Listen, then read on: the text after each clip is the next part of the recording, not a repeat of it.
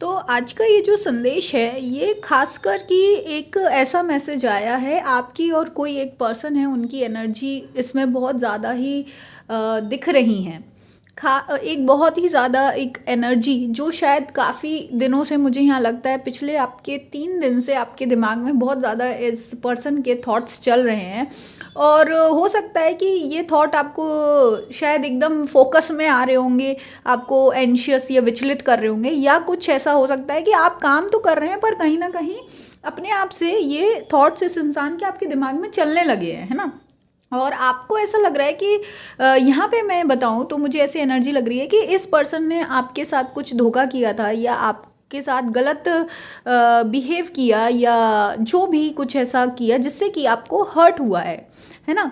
और पर ये काफ़ी पुरानी बात हो चुकी है। पर आपको ऐसा लग रहा था कि आप तो इस सब चीज़ों को भूल चुके हैं, पर अभी रिसेंटली 2-3 दिन से ये चीज़ें आपके माइंड में फिर से चलने लगी। हालांकि आप अपना काम कर रहे हैं या अपनी जो भी दिनचर्या है वो कर रहे हैं, फिर भी तो यहाँ पे ये समझने की बात है, क्योंकि ये इंसान के अंदर कुछ ऐसे एनर्जेटिक चेंजेस हो रहे हैं। ये इंसान आपके बारे में सोच रहे हैं या आप दोनों के बीच में जो घटना हुई है वो इस पर बहुत ज़ोर दे रहे हैं वो इंसान। तो इस वजह से शायद आपको कहीं ना कहीं उनकी एनर्जी थोड़ी सी फील हुई है।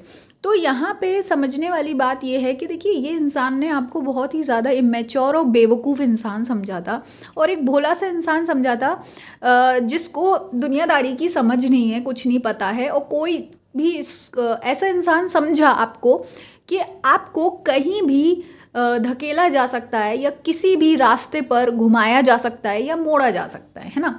मतलब ये इंसान सोचता था कि आप डायरेक्शन लेस हो, और डायरेक्शन लेस होने के साथ साथ इतने मैच्योर और नाइव हो कि कोई भी आपको कोई भी सलाह देगा या कैसे भी मीठी मीठी बातें करके या बटरिंग करके आपसे अपना फ़ायदा निकलवा सकता है।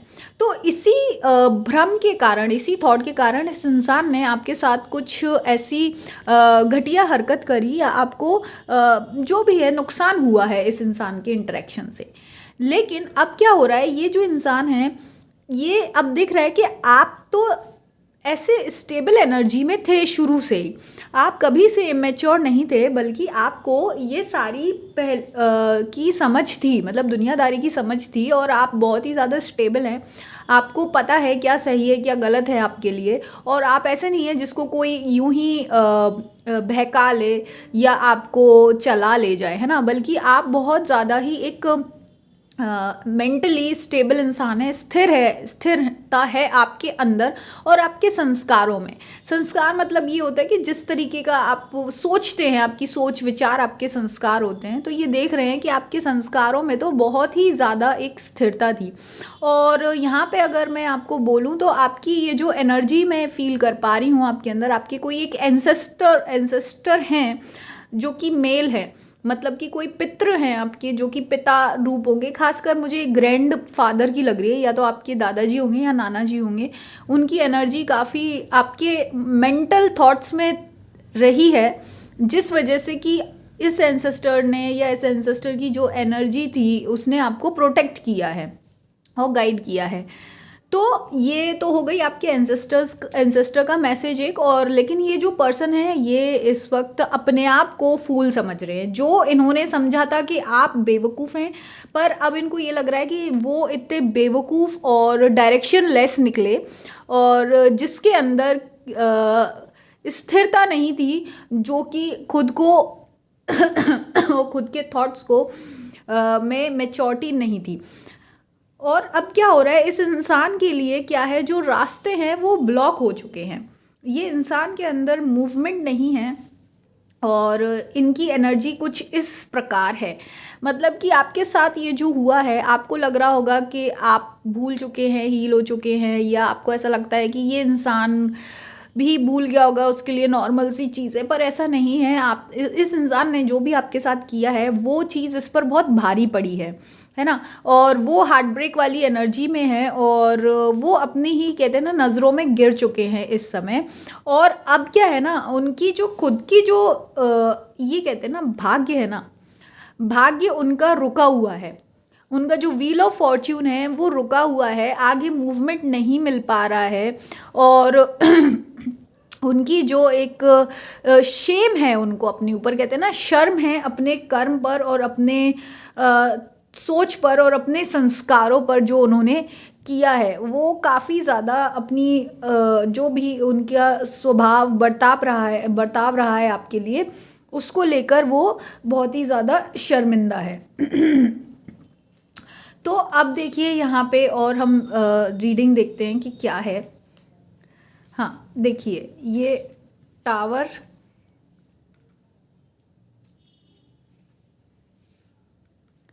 तो क्या है, अब उनकी लाइफ में एक टावर का सा मोमेंट है। अब ये टावर देखो, ये सब जो भी ये रीडिंग आ रही है, ये इनकी खुद की क्या कहते हैं इंटरनल कंडीशन चल रही है ना।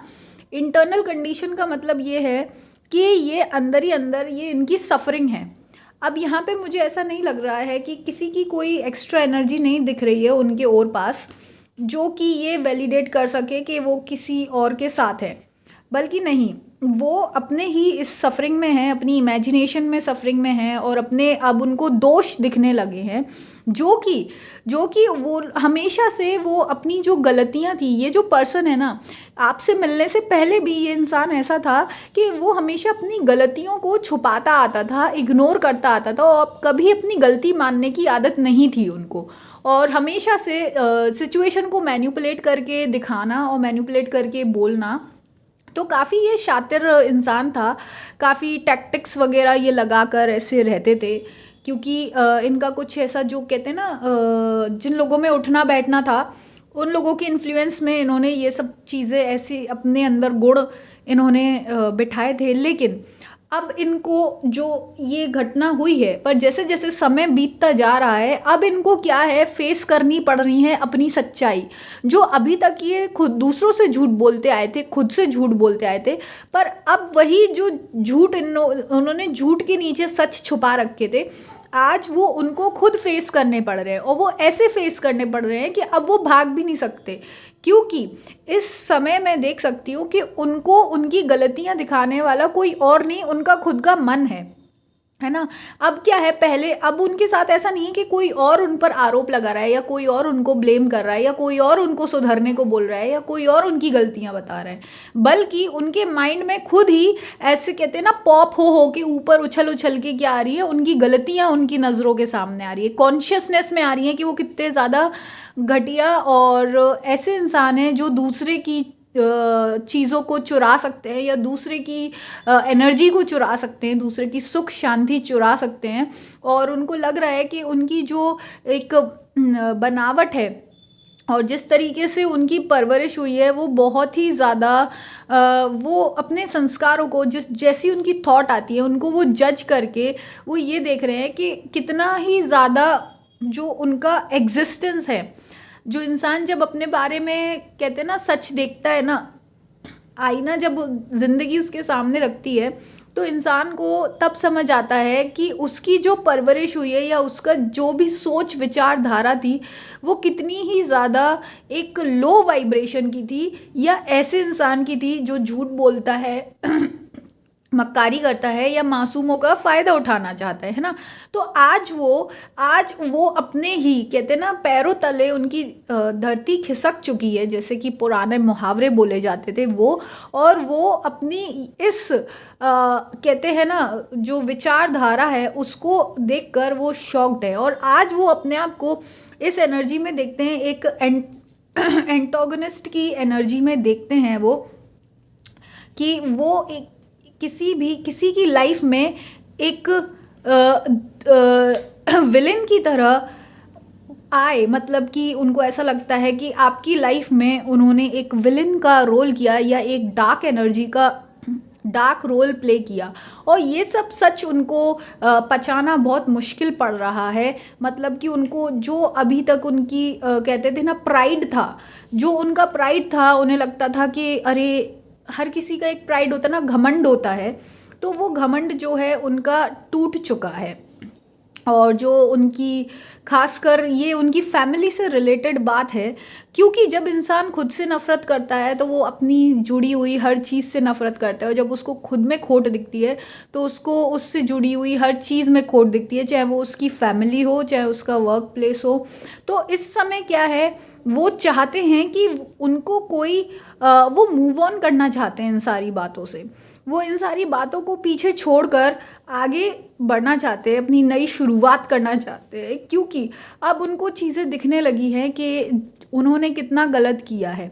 हालांकि अभी चीज़ें उनके लिए मुझे नहीं लगता कि बेटर हैं, पर क्योंकि वो यहाँ ऐसे कॉन्फ्लिक्ट की एनर्जी में दिख रहे हैं, उनके अंदर बहुत ही ज़्यादा कॉन्फ्लिक्ट है और वो आपको एक बहुत ही ज़्यादा एक स्ट्रॉन्ग और एक कहते हैं ना कंपैशनेट एनर्जी की तरह देखते हैं।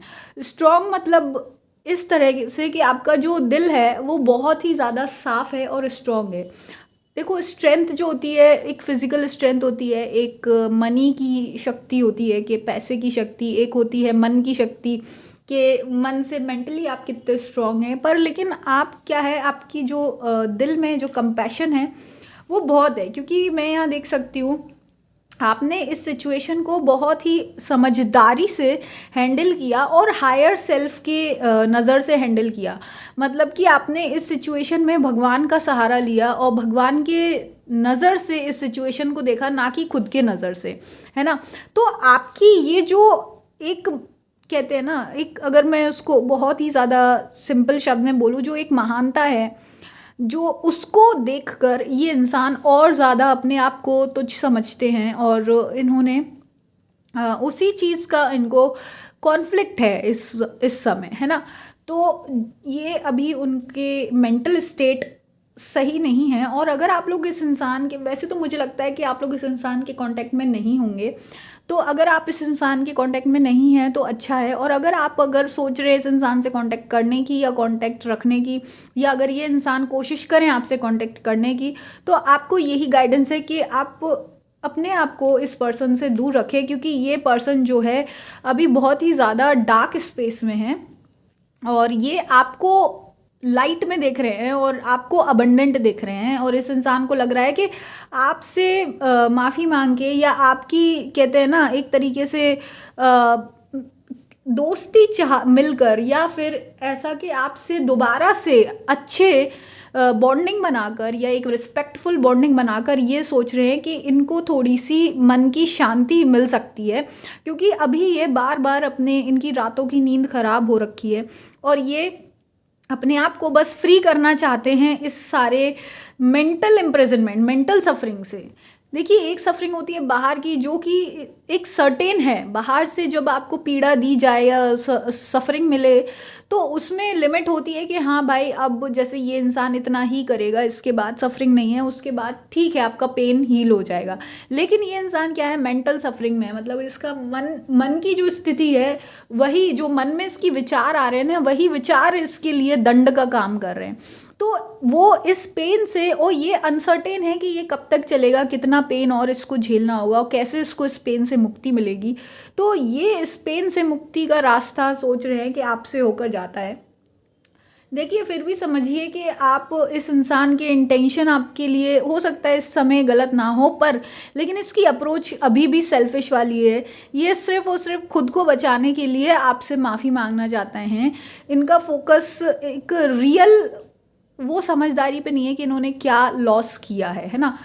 और वो चीज़ आपको समझनी होगी और आपको अपनी जो सेल्फ वर्थ है वो बनाकर रखनी है, क्योंकि यही डिवाइन का जजमेंट है कि आपको इन सब चीज़ों के ऊपर अपने आप को रखना है, आपको अपनी सेल्फ रिस्पेक्ट बनाकर रखनी है और जो डिवाइन पर छोड़ देना है चीज़ें। इसमें आपको चीज़ों को कंट्रोल करने की ज़रूरत नहीं है। और आप देखिए, समझिए, आप हर किसी के लिए सब कुछ नहीं कर सकते, आपको ये भी समझना होगा। कुछ चीज़ें ये होती हैं, अगर कुछ हो गया है तो आप वो भगवान पर छोड़ दीजिए, भगवान के कंट्रोल में है ना। क्योंकि देखिए, अगर आप अपने एंड पे, हर इंसान अपनी लाइफ को चलाने की कोशिश करता है, कर्म करता है, मेहनत करता है, अच्छे लोग मिलते हैं तो उसका भी हमको ही अच्छा महसूस होता है, बुरे लोग मिलते हैं तो उसका भी हमको ही दुख होता है। लेकिन आपको ये समझना होगा कि जो सबसे बड़े एम्परर हैं वो डिवाइन हैं, सबसे बड़े जो महाराजा हैं, सबसे बड़े कंट्रोलर हैं वो डिवाइन हैं। तो आपको ये समझना होगा कि डिवाइन के जो जजमेंट है, आपको डिवाइन के जजमेंट पर इस इंसान को छोड़ देना है, और बजाय ये सोचे कि इसका क्या परिणाम होगा या क्या इसका एक न्याय निकलेगा, है ना। कभी कभी ये होता है ना, इंसान सोच लेता है, उसी को मानता है कि ऐसा होगा वही न्याय है या ऐसा होगा वही अन्याय है। पर लेकिन यहाँ पे आपसे यूनिवर्स में संदेश ये देना चाहते हैं कि आप अनसर्टेनिटी में छोड़ दीजिए इस इंसान को और इस इंसान की मेमोरीज़ को, और बाकी जो भी भगवान को फल देना होगा, भगवान इस पर्सन को फल देंगे और आपको भी फल देंगे।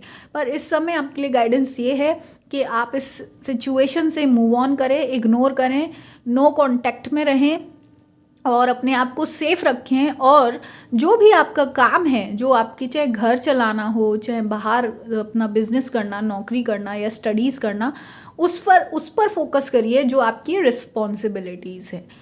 तो यही आपका गाइडेंस है।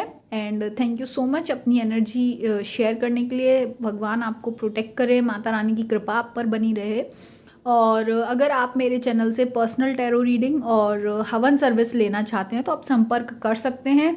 और 9 अप्रैल से लेकर 17 अप्रैल तक चैत्र नवरात्रि हवन है, उसकी बुकिंग शुरू हो चुकी हैं, तो आप वो भी बुकिंग कर सकते हैं।